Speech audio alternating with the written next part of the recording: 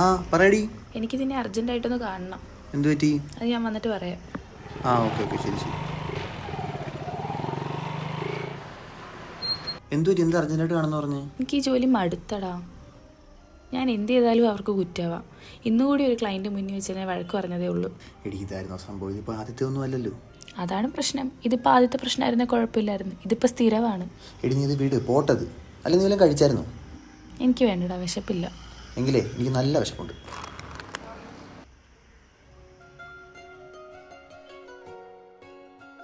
എനിക്ക് വേണ്ടടാ.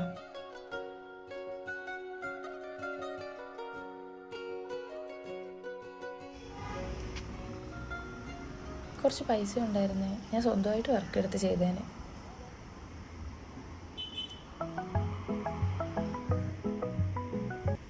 ഹലോ.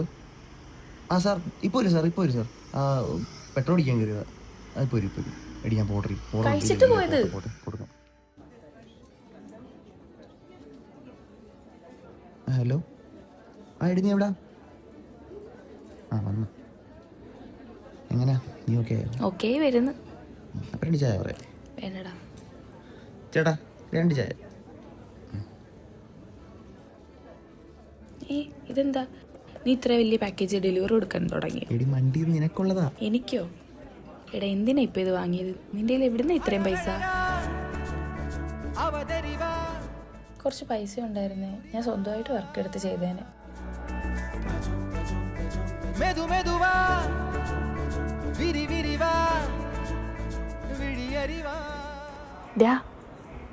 എവിടുന്നാ പൈസ എന്നാ ചോദിച്ചത്?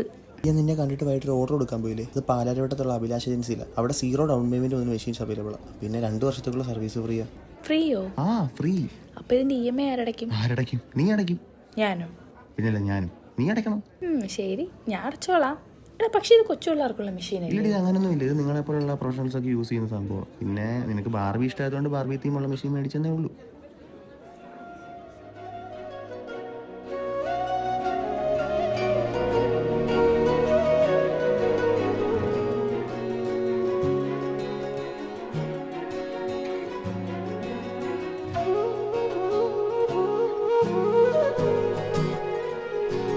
എടി ടൈം എന്നാ ഞാൻ പോട്ടെ.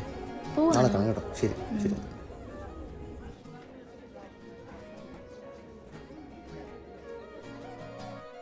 Every stitch tells a story with Usha.